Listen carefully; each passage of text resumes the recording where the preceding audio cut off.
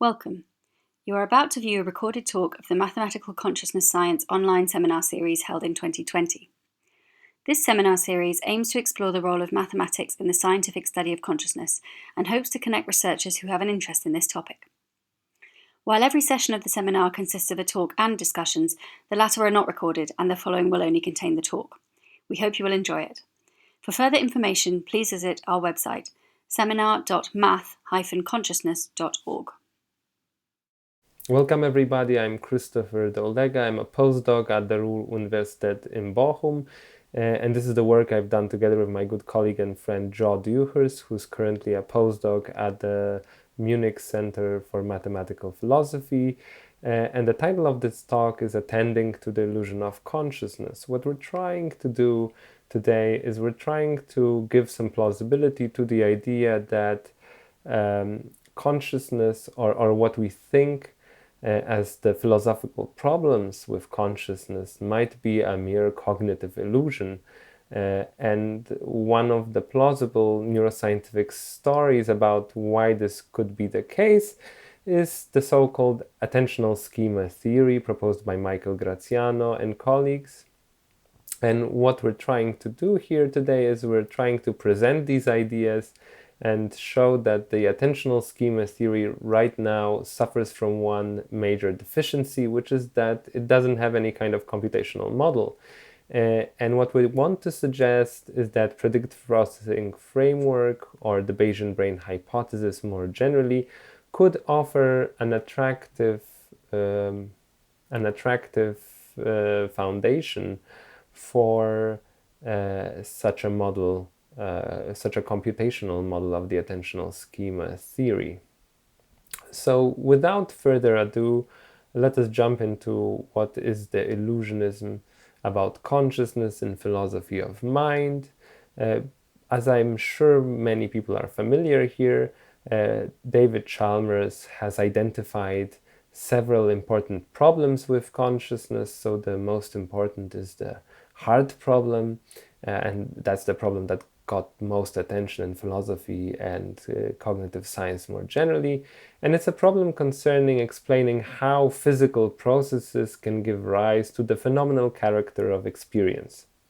So how is it possible that out of inanimate matter we get the subjective aspect of what's it like to undergo or have an experience, which does not appear to be easily explainable or reducible to functional or dispositional properties. A different problem, or a different set of problems, are the so-called easy problems. And the easy problems help us to contrast with the hard problem and bring out what the hard problem is really about, because easy problems are the problems which are in the grasp of cognitive science and neuroscience, and those are the problem, for example, of explaining how cognitive systems deploy attentional resources, how they integrate information and control behavior, and so on.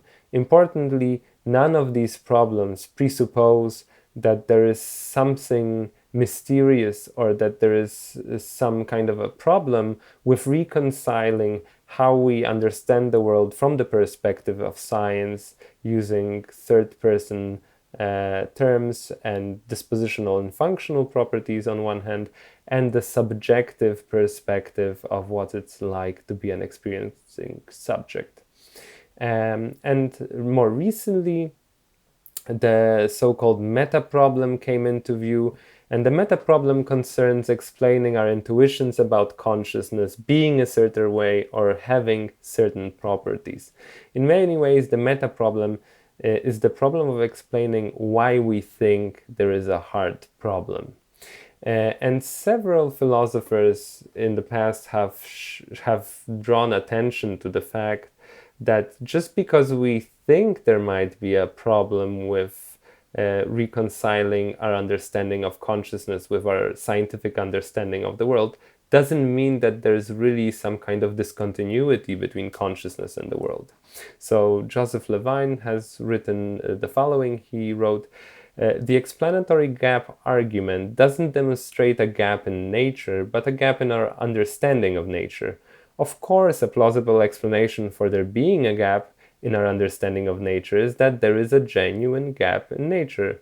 But so long as we have countervailing reasons for doubting the latter, we have to look elsewhere for an explanation of the former. And more recently, Alex Byrne has put this more succinctly in the following way: there is no mind-body problem or hard problem of consciousness. If there is a hard problem of something, it is the problem of reconciling the manifest and the scientific images. And the strategy taken by philosophers who follow the illusionistic approach to consciousness is very similar in vein to what these two authors quoted before said. So what illusionists really claim is that subjective experience only appears to be irreducible to functional properties, but that doesn't mean that it is really irreducible or that it really poses some kind of serious metaphysical problem to us. So what illusionists like Daniel Dennett, Nicholas Humphrey, or Keith Frankish do, what they do is they equate the hard problem with the meta problem of consciousness and explaining how the illusion of phenomenality arises and why it's so powerful. And there are many reasons that are given to motivate this position. So we already know that our experiences of the world are constructed, and that the way in which we perceive or experience the world might not always reveal how the world really is. So one example is the color 5 phenomenon. That's an experiment in which people are presented with a succession of 2 dots in different points. However, and in different colors, importantly. However, they report seeing 1 dot traveling from one point to another and changing color, even though nothing like that happened. Another good example is the dynamic luminance gradient illusion, which shows or demonstrates that what we perceive as color, which is usually understood in the folk psychological way as a property of objects, is really a property of our visual system. So let me just demonstrate that very quickly. Here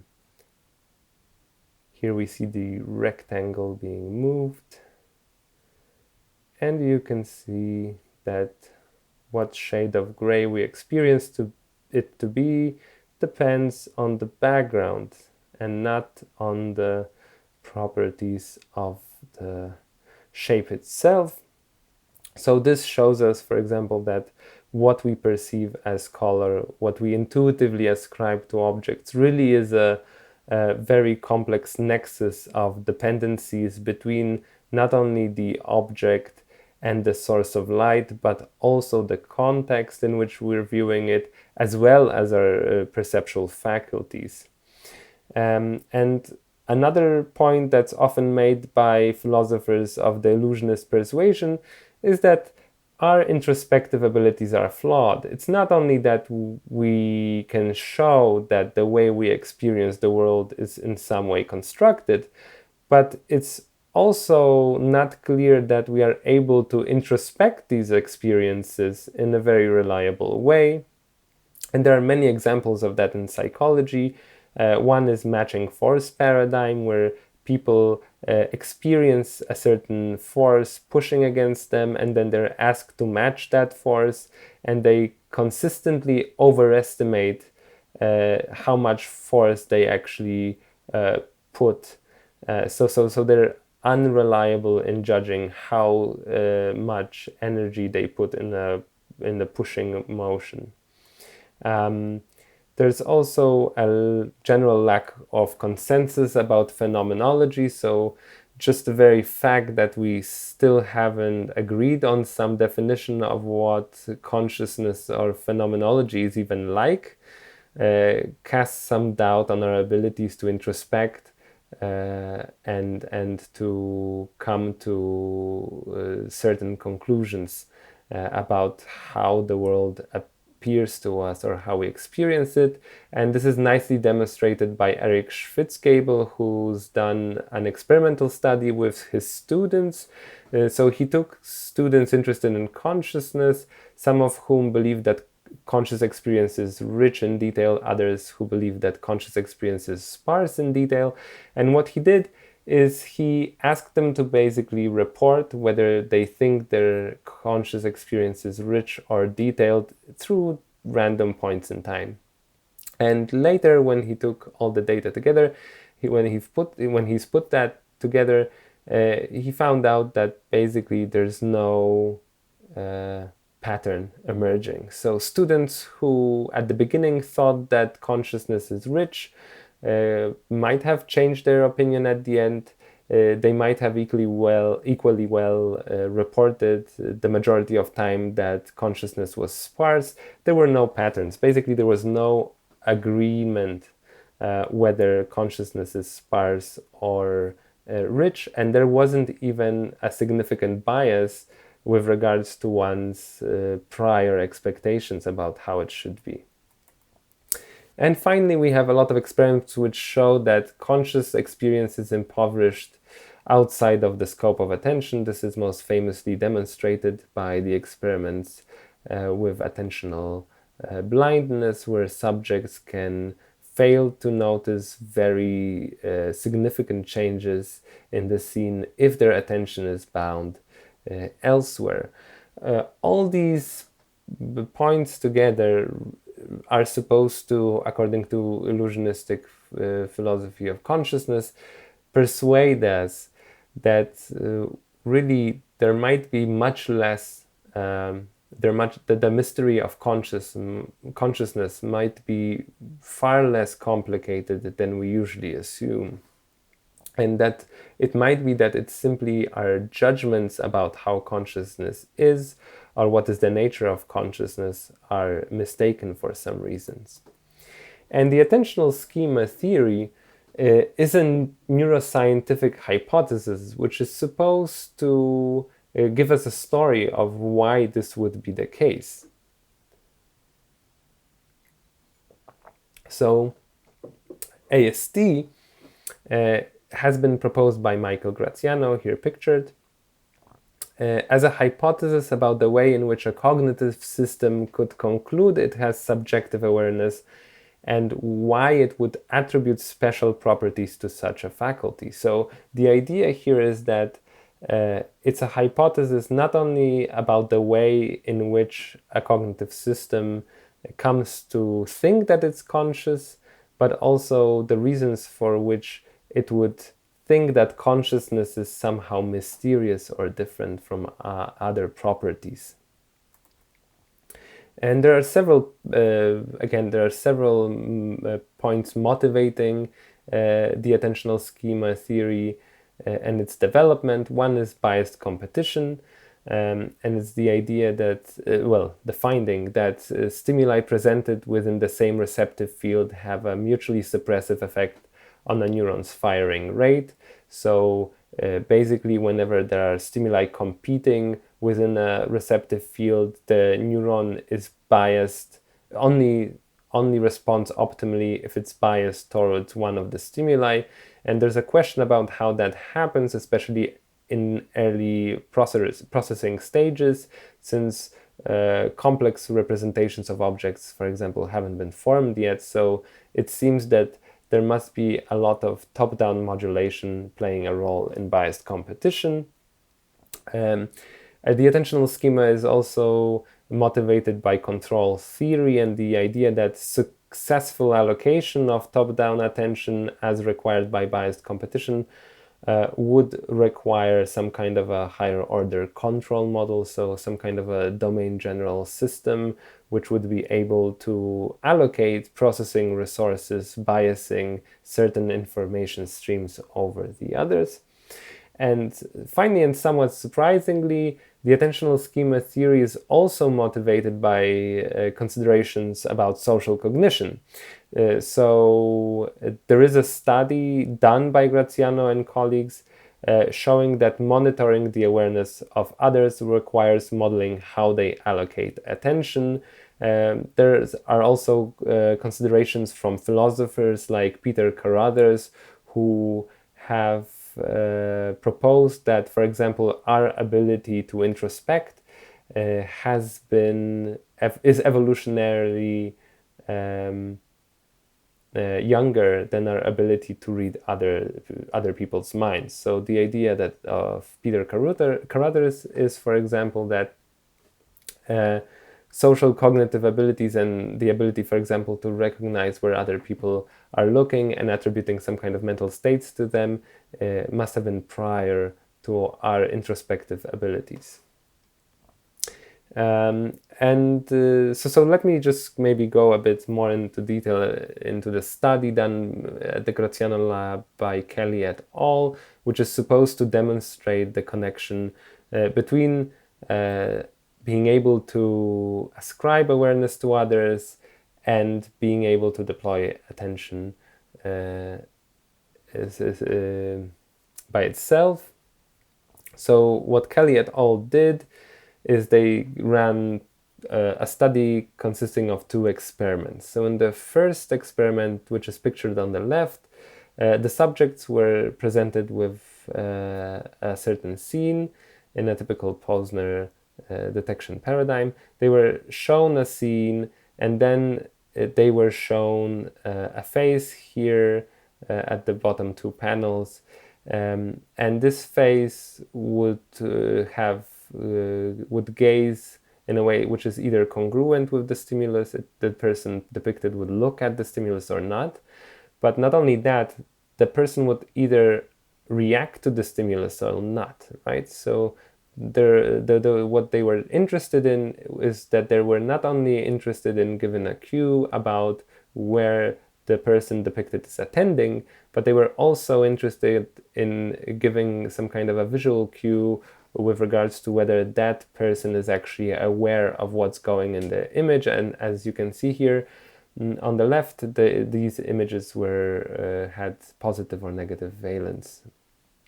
And this study was basically done in order to identify in a functional magnetic resonance imaging machine, in an fMRI machine, to identify the areas which are responsible for recognizing that the person is not only attending to the scene, but is also aware of what's going in the scene. And once the areas that were implicated in that were identified, the group went on to do another experiment. And in that experiment, subjects were asked to simply do a simple attentional Posner task with detecting a dot on the left or right of their visual fields. But when they were doing this behavioral task, what was done to them is that transcranial magnetic stimulation was applied to the areas implicated in the first experiment. So in this case, the temporoparietal junction, which was here implicated as the area of significant activity. And what has been shown is that if we stimulate the areas, if we block the activity in the areas responsible for ascribing awareness to others, what happens is the performance on the attentional task goes down. So this is the way in which this connection was empirically verified. So what are the main proposed tenets of the attentional schema theory? What does it propose? Well, attentional schema, when we boil it down, proposes that the faculty of allocating processing resources is simply attention, and that the allocation of top-down attention is carried out by a control model, the attentional schema, which is a higher order domain general model of attention that can be deployed to bias competing information streams in different sensory modalities. And the idea of the attentional schema theory is that the contents that are experienced in consciousness these contents are re-represented by the attentional schema. So it's not just enough that certain contents are represented in the perceptual areas, for example. They need to also be somehow re-represented by a higher order representation of the attentional schema. And it's important here to note that even though attention plays a crucial role in this story about consciousness, attentional schema theory does not equate consciousness with attention, because attention in the absence of awareness is still possible. So for example, in a pop-out effect via bottom-up high contrast stimuli, where there is no endogenous control of attention, there might be some kind of attentional modulation without awareness. And all this is very neat and nice, but it doesn't exactly explain why consciousness would seem to have special properties, or how a system could conclude that it is conscious on the basis of having an attentional schema. So let me illustrate this perhaps with an image. The idea here is that the attentional schema needs to represent both the attentional and perceptual faculties. So here in the image we see the attentional schema, and we also see attention influencing via the arrow perception, and perception being influenced by the sensory peripheries. So the attentional schema needs to is used to allocate attention, and what it means is that it needs to represent the attentional and perceptual faculties, but of course it can only influence perception indirectly through the allocation of attentional resources. So even though it is a domain general system which in some simplified way represents perceptual contents and the properties of the attentional faculty, it can only act on perception indirectly through allocation of processing resources via attention. And the reason why experience seems mysterious to us is because the system is not only able to model how it attends to things, how it becomes aware to things. So it's not only that the system has a capacity to model that via the attentional schema, but when we introspect, what we're really introspecting is the attentional schema. We're introspecting the contents of the attention schema and not the contents of perception itself. And since the attention schema is an inaccurate and simplified control model, we come to conclude that consciousness or our experience, perceptual experiences, for example, have certain weird and mysterious qualities. And here the connection is often made, an analogy is often made with the body schema. So just like the body schema only represents what is necessary for efficient motor control, the attentional schema represents only what is necessary for efficient allocation of processing resources. And what this means is that, yes, just simply as I said, because the attentional schema simplifies how other systems in the brain work, when it's probed, we arrive at certain misleading conclusions about how these other systems operate. And I think this is a pretty neat story about how attentional allocation, but also awareness, could function in the brain. And proponents of the attentional schema theory claim that AST is a novel way to explain the brain basis of subjective awareness in a mechanistic and scientifically testable manner. And here is really, this is where we start to see some problems, because to propose a mechanistic theory of something, what we really need to understand is how the parts of that mechanism interact together in order to causally interact together in order to bring about the phenomenon we're interested in. So there are still several shortcomings or limitations to the attentional schema theory. Firstly, there is still very little experimental evidence even though temporoparietal junction has been implied as a possible location. It might be too early to try to locate it to a particular cortical area. Secondly, as I said, it lacks an answer to the question about the way in which the schema operates. And specifically, what's really relevant here, I think, is that it leaves out, what the attentional schema leaves out is the story about what the schema must leave out for consciousness to feel mysterious. So in other way, we don't have a full story about the way in which the attentional schema simplifies contents so that they seem to be somehow different, mysterious. And finally, well, it lacks a plausible computational model, and this is probably where we can make most headway by creating computational models of the attentional schema that could definitely cast some light on the previous issues. And what we want to do here now is we just want to give a general proposal about how this could be done, or a point in a direction how this could be done, using the predictive processing framework, which has recently rose into prominence both in computational neuroscience and in philosophy of mind.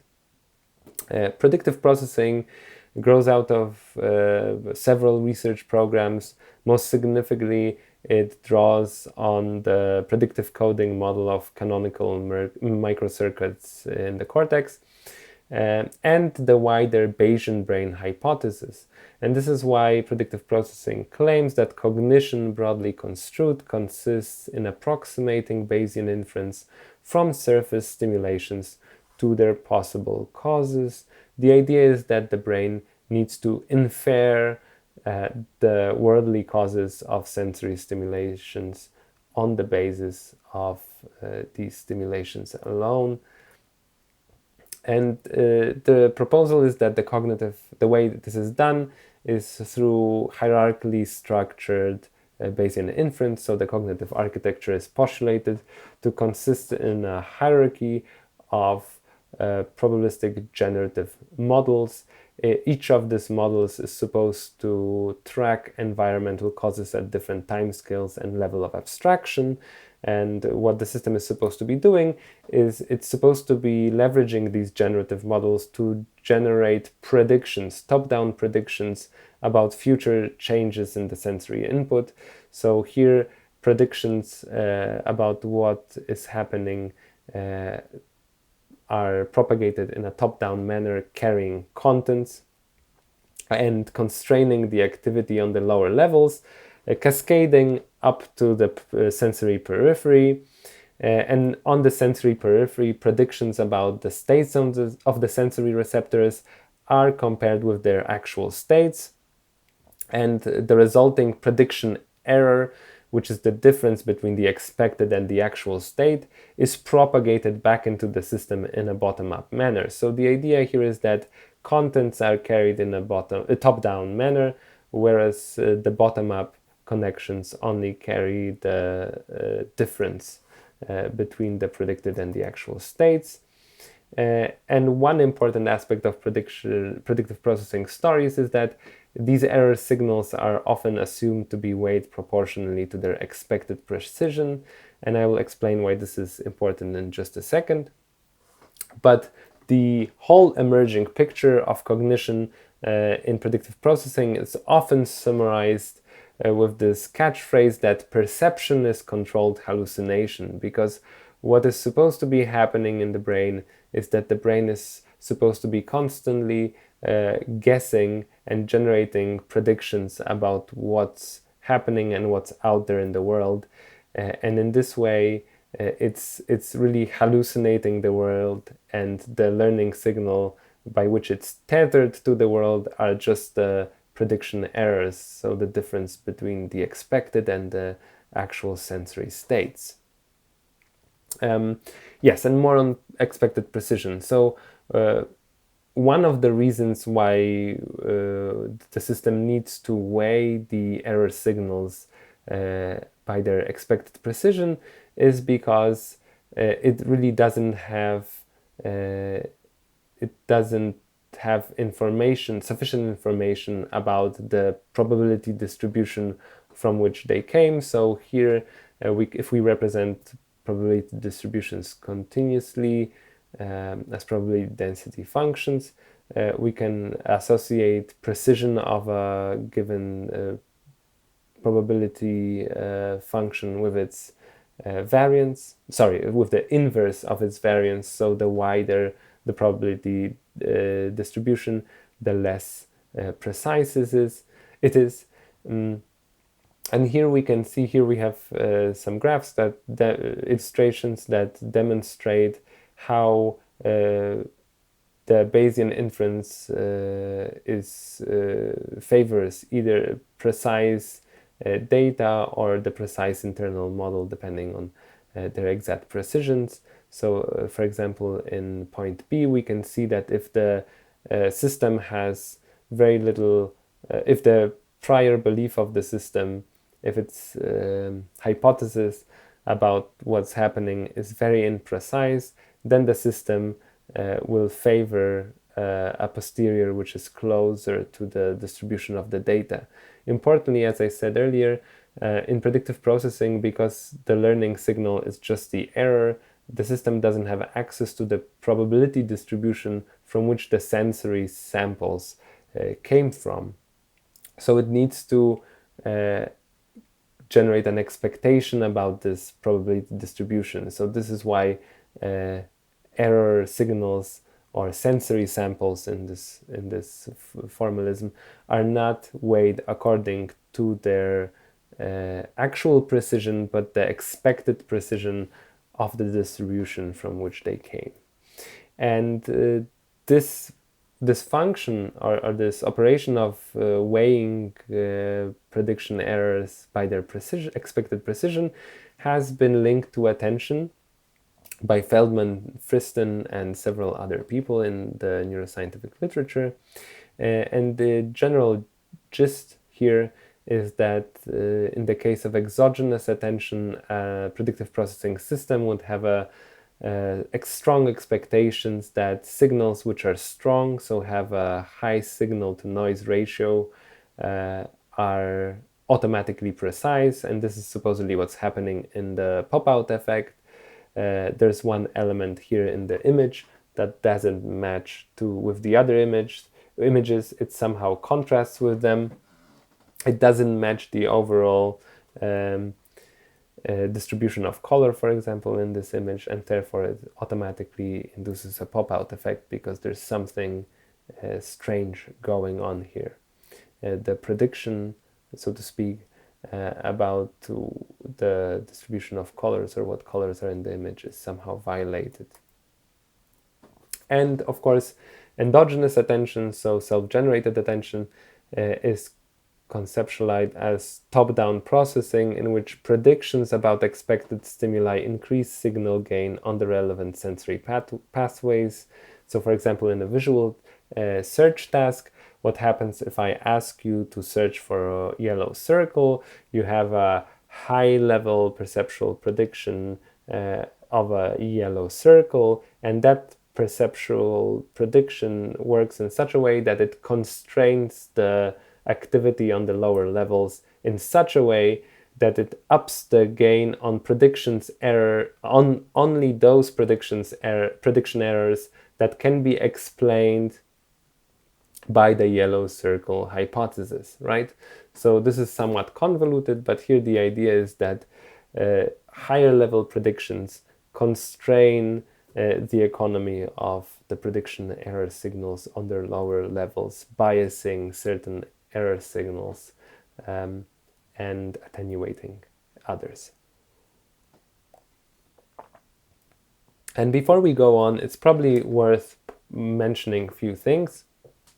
So, although philosophers often speak of predictive processing as if it was a singular theory, it's in fact a diverse framework informed by different perspectives. So I already mentioned that it's informed by predictive coding algorithms.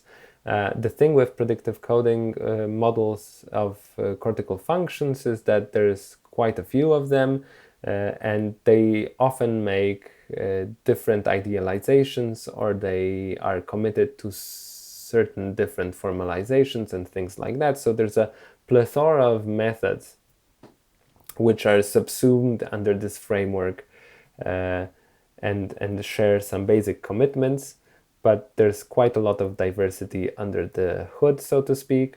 And this is why we treat predictive processing predominantly as a framework for developing models of cognitive systems. We don't think that predictive processing is an accurate representation of what's going in the brain. It trades in simplifications, it trades in idealizations, and it's just a model used to represent what the brain does in a certain way, but it certainly doesn't give us a veridical description of what the brain is doing.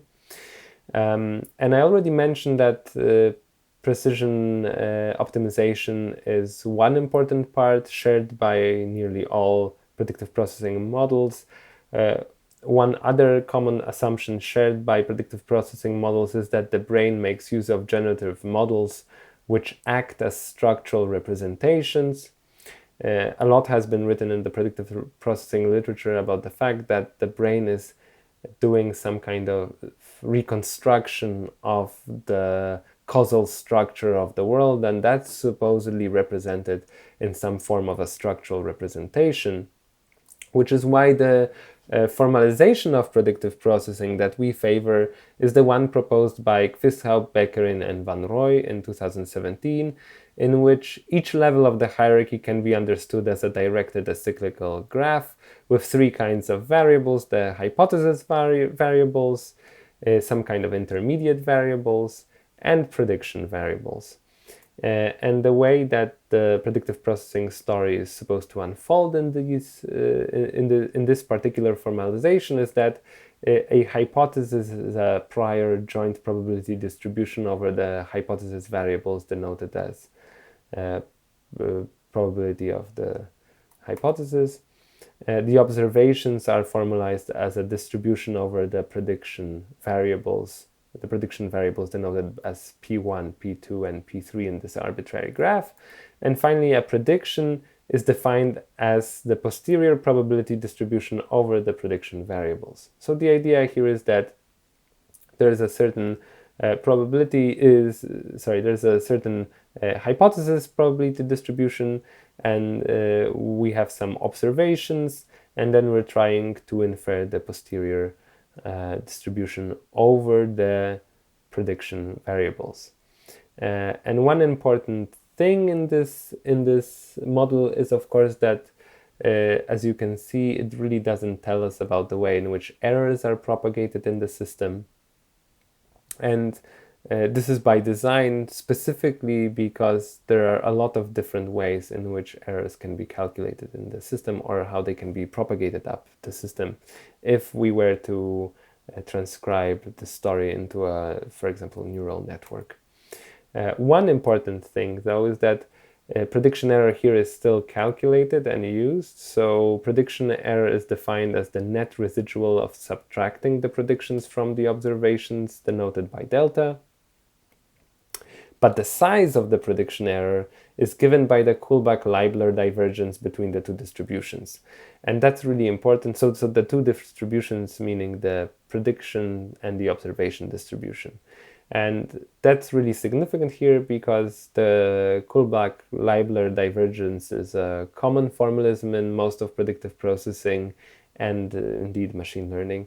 But what the divergence tells us about is simply what is sometimes called the informational distance of the two distributions, which is always non-negative.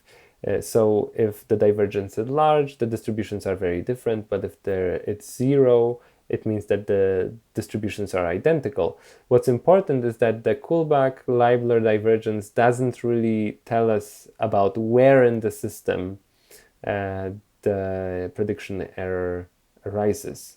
It just tells us about the whole distribution. So this is why it's worth to also calculate the delta proposed by KWISTHOUT, BEKKERING, and van Rooi. And the general story about how this fits into the predictive processing framework is similar to what has been already presented here. So we have hypotheses used to generate predictions, and these predictions on some level are function as the priors for the level below, and so forth until we reach the sensory periphery. Okay, so how can predictive processing provide a foundation for a model of the attentional schema theory? Well, it's good to first start with some similarities.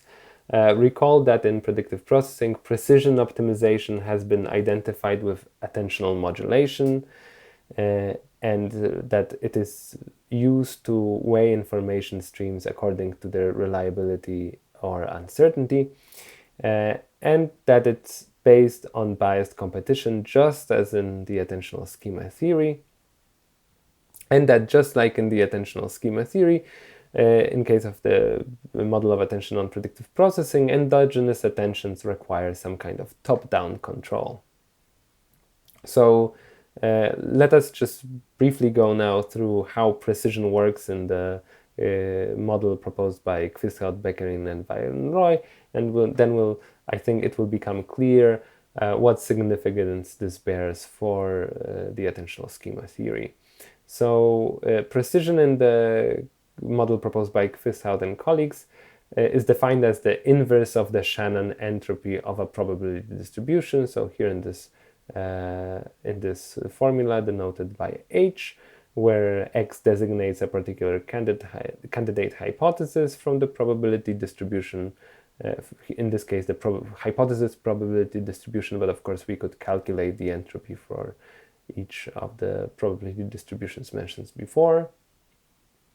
And what's interesting about this formulation is that the precision accounts for not only for the non-uniformity of a distribution, just as in the case of continuous variables and the formulation about which I spoke at the beginning, but it goes beyond the standard measure of precision because it also depends on the level of detail of that distribution. So it's not just the non-uniformity of a distribution, or to speak colloquially, how flat the distribution is, but also how detailed state space over which that distribution is distributed is. And KWISTHOUT and Van Rooi define the non-uniformity of a categorical, that's discrete distribution in this case, as its relative Shannon redundancy, denoted as R, while its level of detail corresponds to the granularity of its state space, so how many different values it can take, here denoted as this absolute value of omega, describing the size of the state space of a given distribution. And what's interesting about this formula is that we can see that if we multiply both sides, we get to the following formula at the bottom, which basically shows us that the Shannon entropy of a distribution is equal to its redundancy times the logarithm of its of the granularity of its state space. And what this means is that one of the ways for increasing the precision of a prediction or hypothesis distribution is simply to lower its detail. So if the precision of the hypothesis distribution here, the H hype is the precision of the hypothesis distribution, which is the inverse of the entropy denoted as H hype, depends on the redundancy and the logarithm of the size of its state space. Then if we compact the state space, we will lower the entropy, which is synonymous with increasing the precision of that distribution. And this can be done, for example, by recategorizing the observations in a way that the same probability distribution will be distributed over super categories, which is illustrated here in this table. So we have on the left, we have a table with high level of detail at probability distribution with a high level of detail. If we redistributed over supercategories, in this case going from birds to categorizing them as prey or predator, we can see that we increased, that we first of all, we summed the probability values of these states, but what's really more interesting is that we effectively lowered the entropy of the distribution, increasing its precision. So here in the high level of detail case, the entropy was 2.3 bits, but after we redistributed it over a smaller number of states, we have a level of, we lowered the entropy to 1 bit. That means that it's far more precise than the previous distribution. And we think that predictive processing's formalization of attention as precision optimization can be used to formalize the attentional schema theory. Basically, predictive processing has the resources to describe how the attentional control system arrives at frugal representations.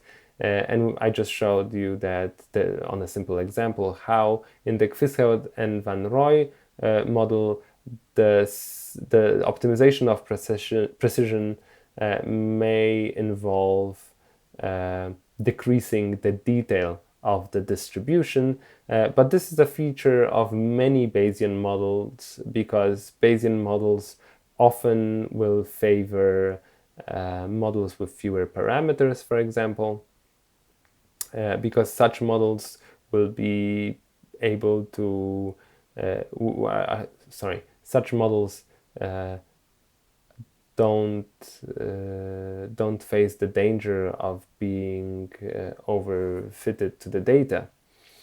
And we think that predictive processing also can explain how such models would be effective in controlling the system. This is because if we think of the attentional schema as a control system, then, as I've shown, in many cases, increasing the precision of the distribution by decreasing its detail will also increase the probability of each of the states, which means that the system would be able to better exert control. And this is also similar to some measures of effective information used in integrated information theory proposed by and methods proposed and used by, for example, Eric Hall in his work. And finally, predictive processing also offers a framework, a general framework, which may deliver a story about the way in which such control models like the attentional schema are acquired and optimized. This is something we really didn't touch on here, but this is also part of the predictive processing story. Going on with how attentional schema theory could help predictive processing, well, predictive processing models struggle to describe where the contextual information necessary for control of precision might come from. And so, for example, KWISTHOUT and colleagues write which levels of detail are identified and what level of detail is appropriate in a particular context is described by a family of causal Bayesian networks and a context-dependent hyperprior respectively. And we think that if we could incorporate something like the attentional schema into the framework, then predictions from this higher order attentional schema could serve as such hyperpriors, such context-dependent hyperpriors that are responsible for the allocation and modulation of precision. So what we really want to propose here is something like this. Basically, what we want to propose is that when we introspect our own mental states, we turn attention onto itself. What happens is that the precision of the attentional schema is optimized in the same way that the attentional schema usually optimizes the precision of other systems. And this in turn results in a loss of detail in the schema's representations, as described before. And what this means is that we might end up with hypotheses which may have high probability but are low on detail. And this is precisely why we come to think that consciousness is somehow mysterious, or why we come to think that properties of conscious experience are very different from the properties of the world. And here it's also worth, again, perhaps stressing that these representations are not only frugal, they're not only, their detail is lowered, but what's also relevant here is that they're somehow twice removed from the thing they're supposed to represent, from the intentional objects out there in the world. And all this really, in the end, might lead us to conclude that consciousness is mysterious and philosophically problematic. So this is the conclusion. Of course, this is what we offered here is still an incomplete picture with many details missing.